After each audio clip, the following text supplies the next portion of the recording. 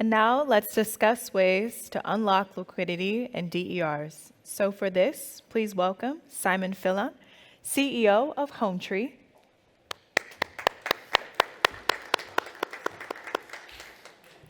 Felix Eisel, co-founder, Enpal Financial Services at Enpal.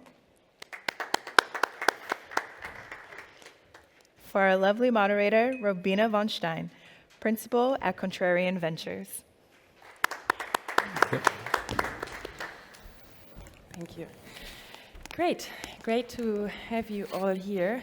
And I know it's the last day of the conference. It's almost over and the sun is outside, so highly appreciate for everybody who's here and listening to our panel. I'm actually particularly excited about this panel and very proud to have you both here. So as you already introduced, we are discussing how actually renewable energy assets and specifically residential assets can become liquid.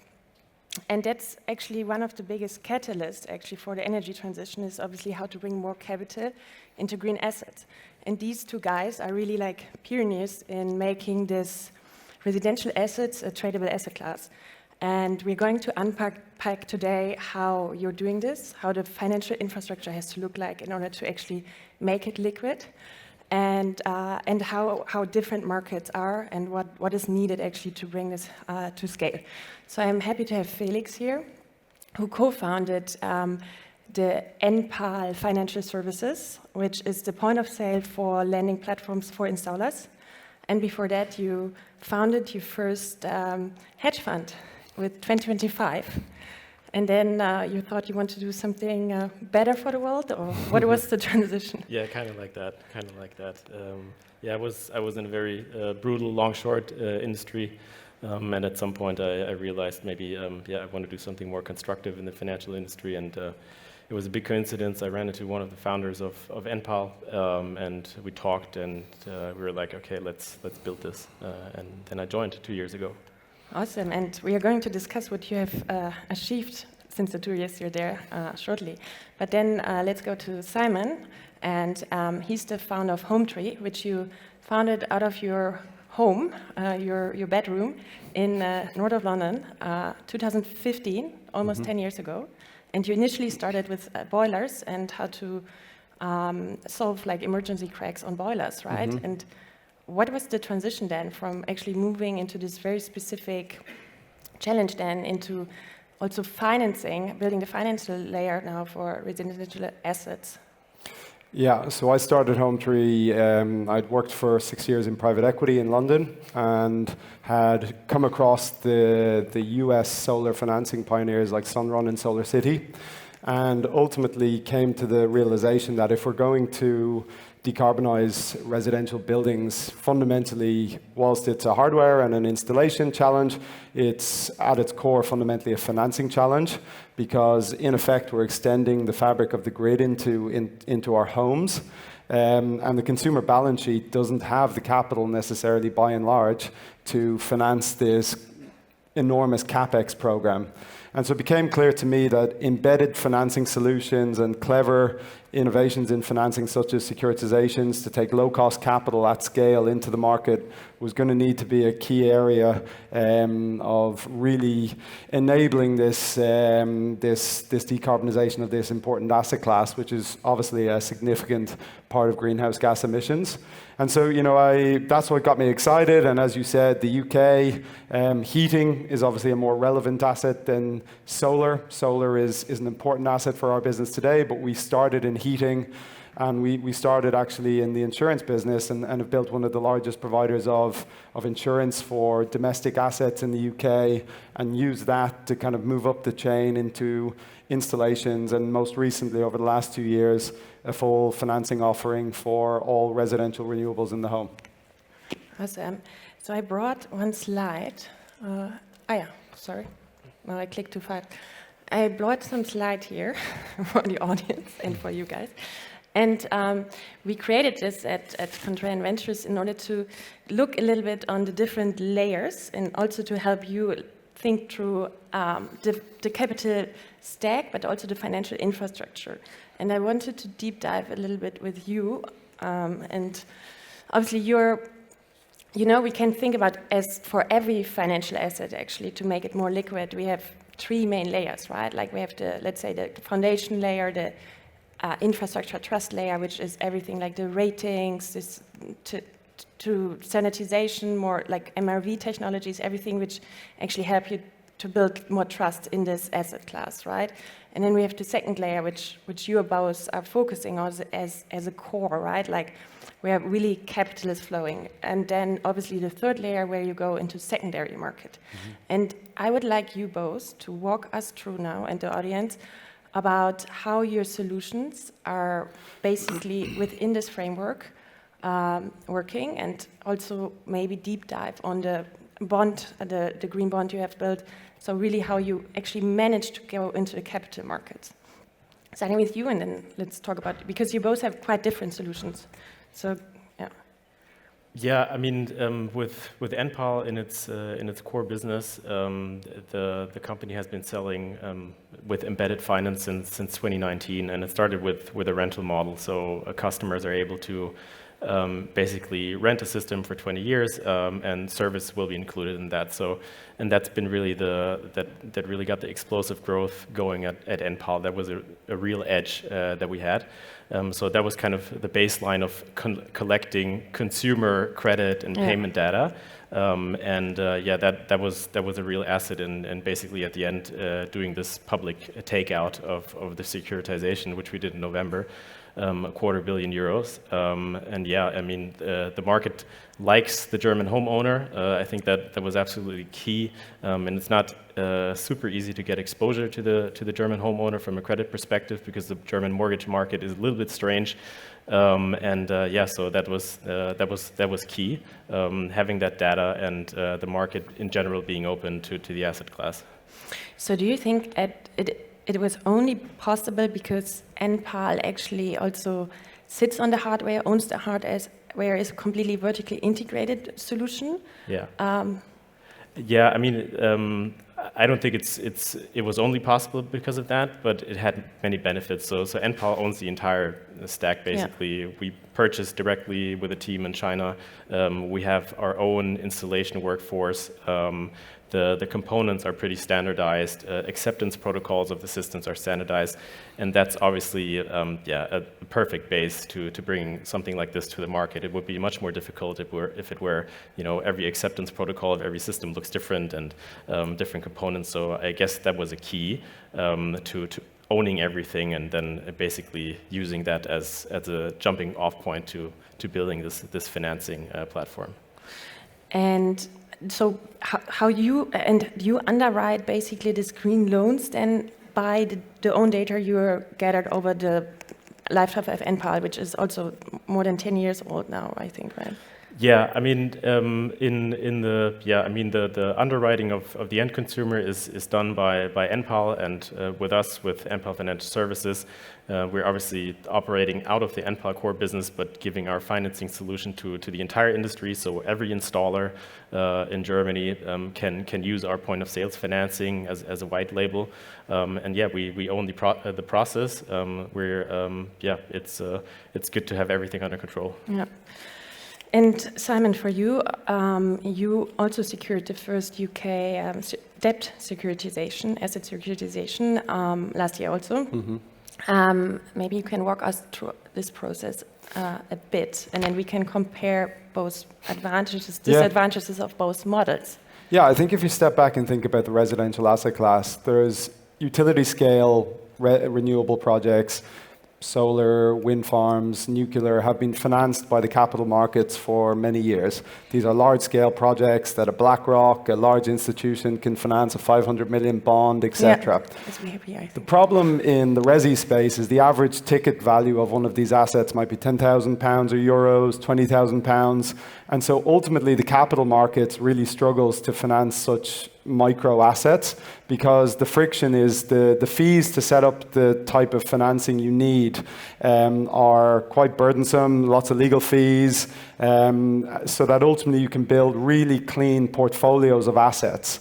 And so, I've always had a view that the capital was going to exist. I mean, the capital markets are, the most liquid, largest markets in the world. I mean, you can go to the US ABS markets. You can finance whatever you want. They finance some funky stuff. And the last 10, 15 years in the US, there's been over 30 billion of ABS issuance, so bond issuance for financing residential renewables, solar panels, heat pumps.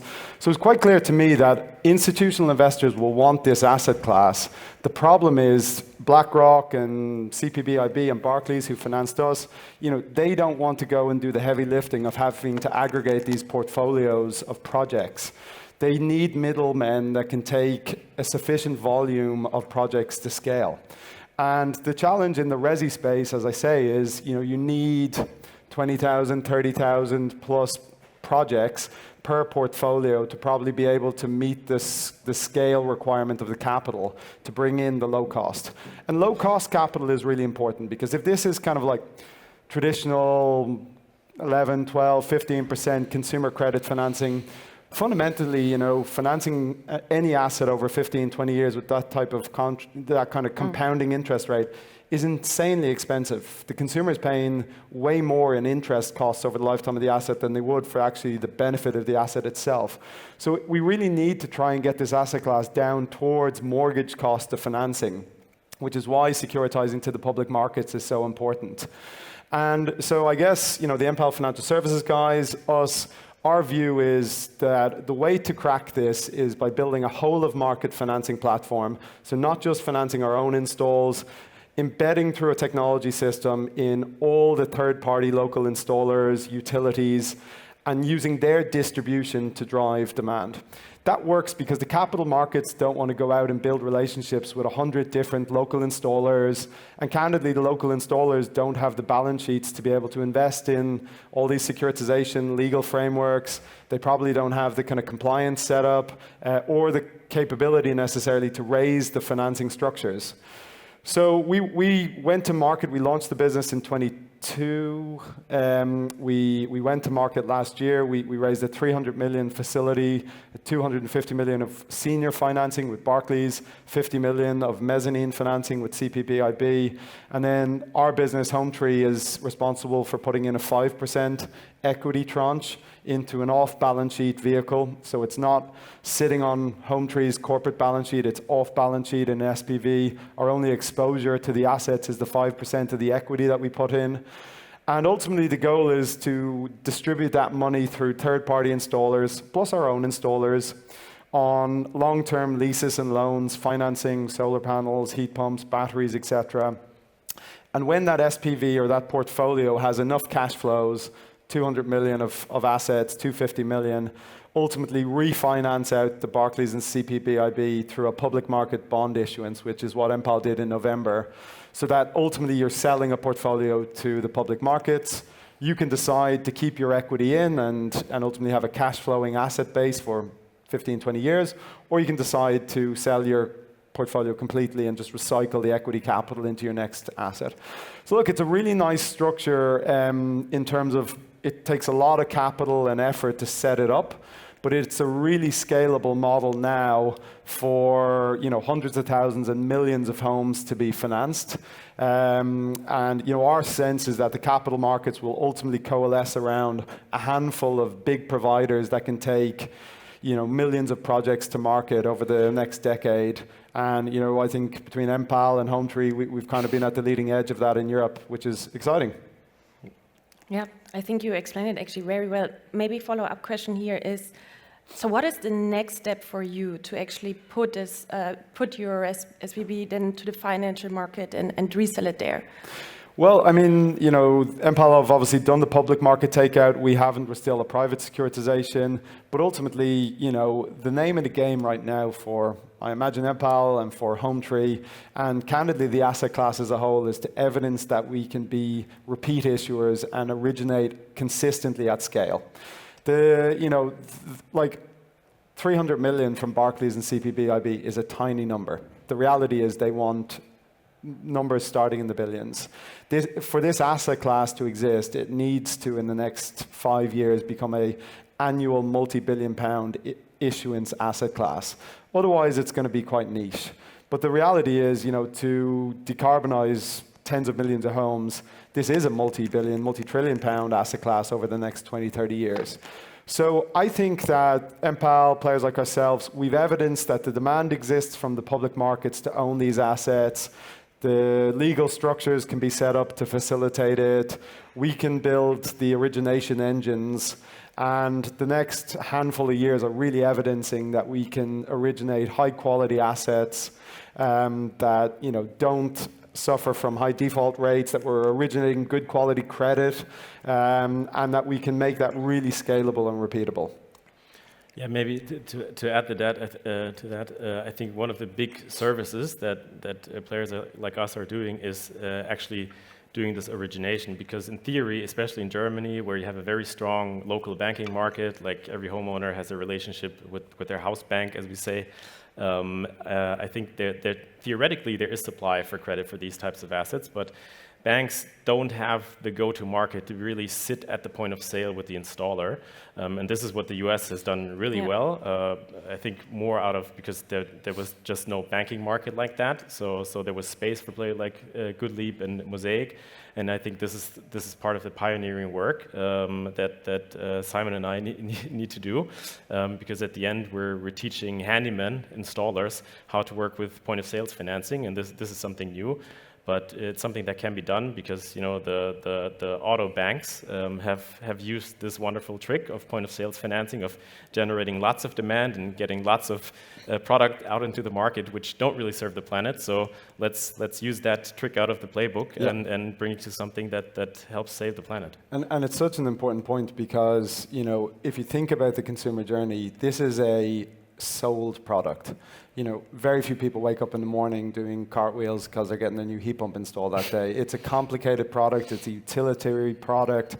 And it tends to be, the reason that the installer is such an important stakeholder in the ecosystem is because 99.9% of consumers don't understand how their heating works and candidly don't want to understand. They just want a solution that works. And so, if you look at the value chain today, you've had the OEMs, the manufacturers, you've then had wholesalers, but then the installer.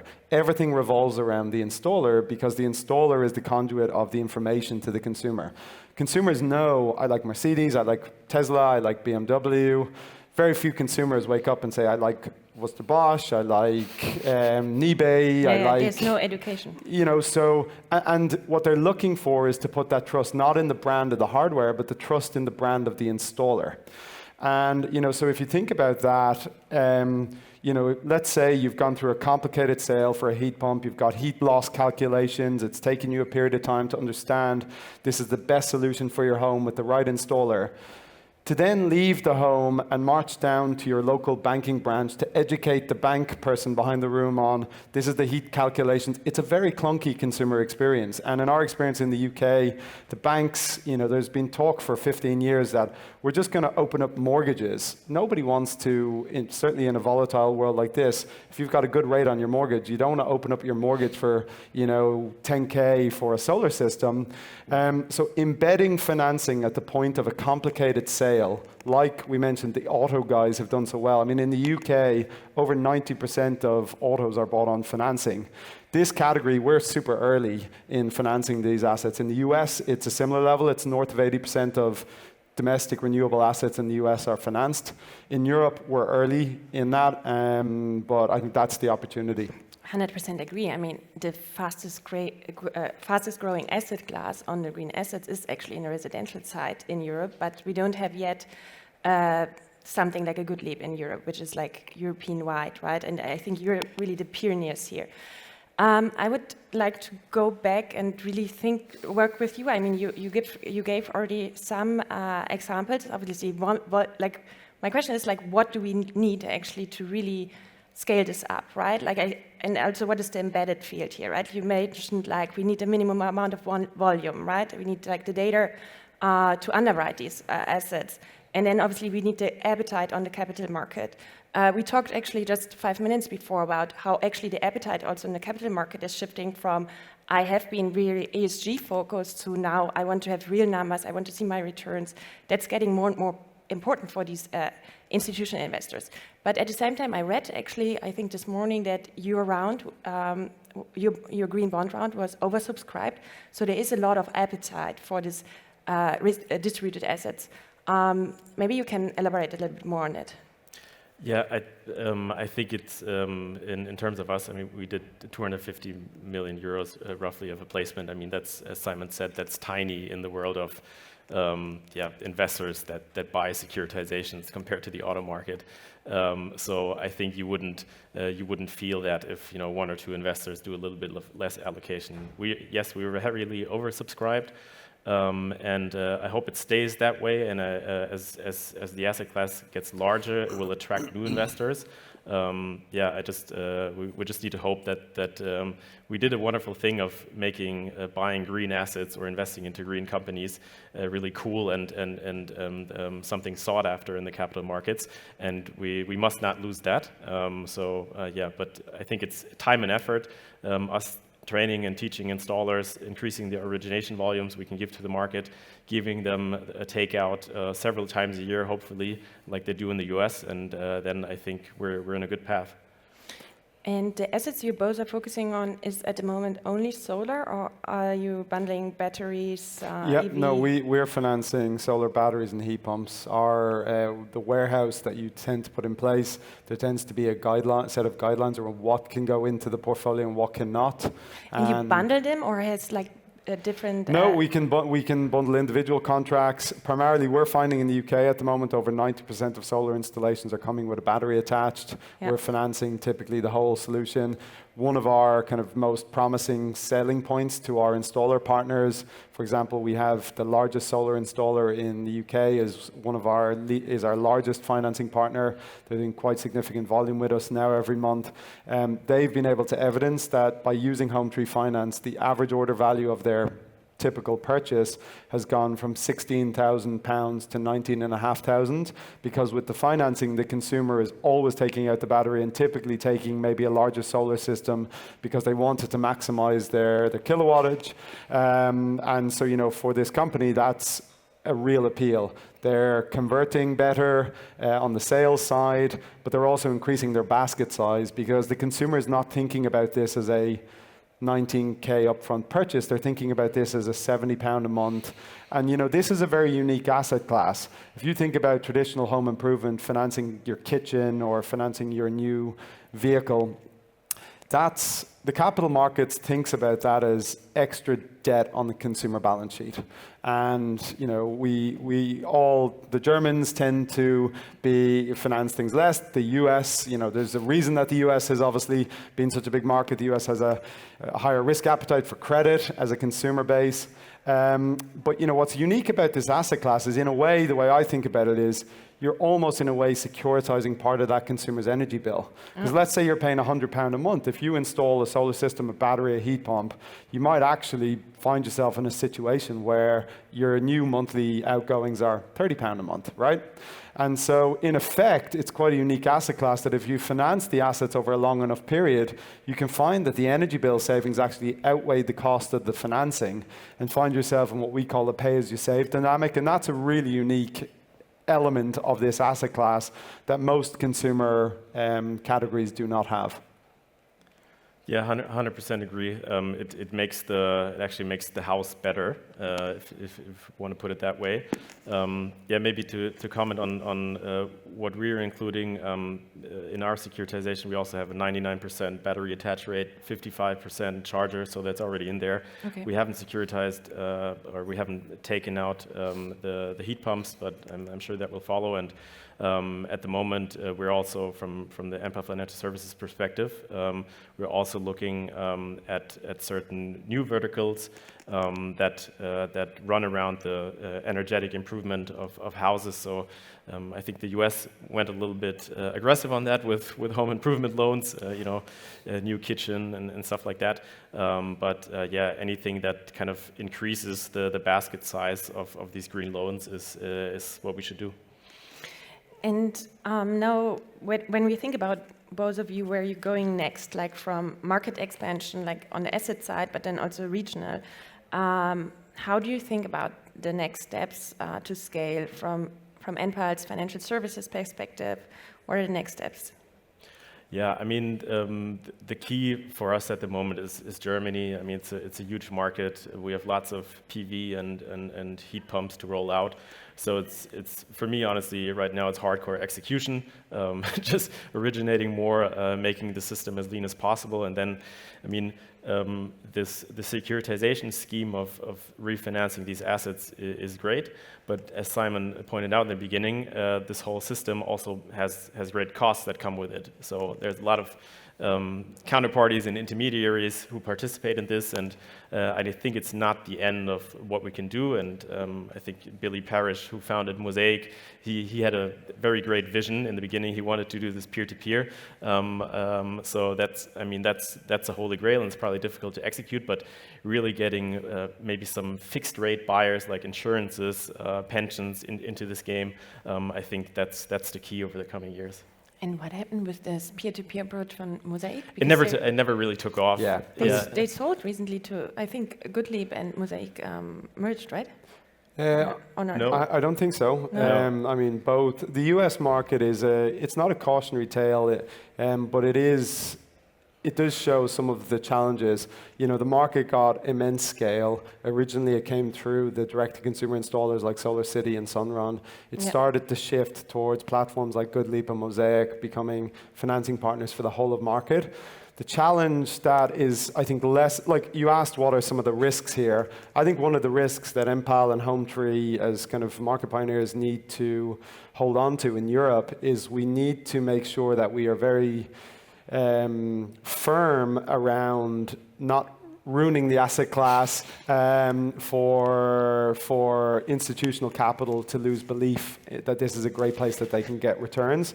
So as an example, in the US, it's quite well covered that some of these companies became very aggressive on the in-home selling.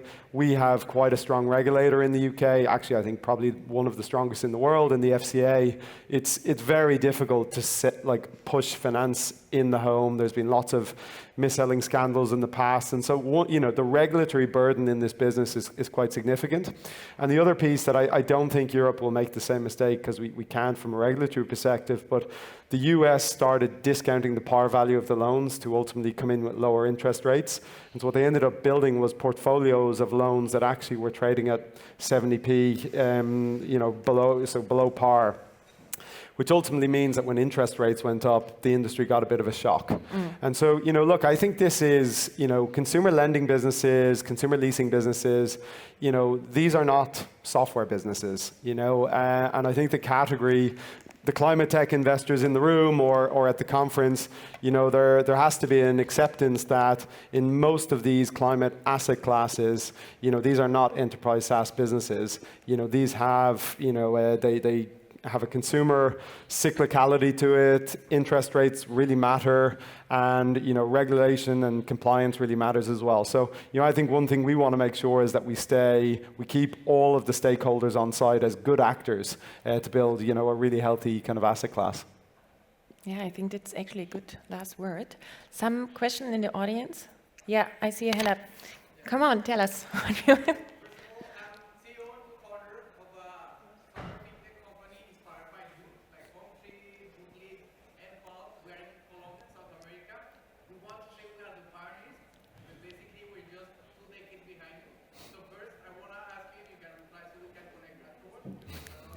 want you to be sitting on our board and maybe even, investment, but that's if we can chat afterwards. Then, as we are in our, let's say, very early beginnings, what we face, so far we've processed more than 7 million solar loans, but we're still facing, of course, it's Latin America capital markets. How were you able to cross that threshold onto getting your first warehouse facility to then, put it in an SPV, like big scale, let's say 10 to 20 millions, so that we can show that it's actually enough. Like we have de-risked already those assets. We have shown that it's actually, in our case, even more senior to a mortgage. In Colombia, we built it. But I wanted to know what's your advice on the venture capital side, equity, how to bridge that warehouse to originate and then put it on an SPV. Yeah, I can answer. I mean, I don't think, unfortunately, I don't know if there's a silver bullet answer.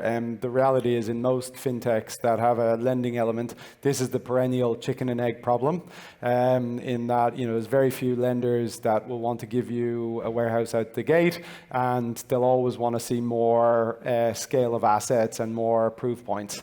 And I just don't, I think everyone I've spoken to, founders with scaled fintechs, everyone's kind of had to fudge it a bit on the way to get that first warehouse. In our experience, look, this is our third business. We're now a relatively scaled insurance business in the UK.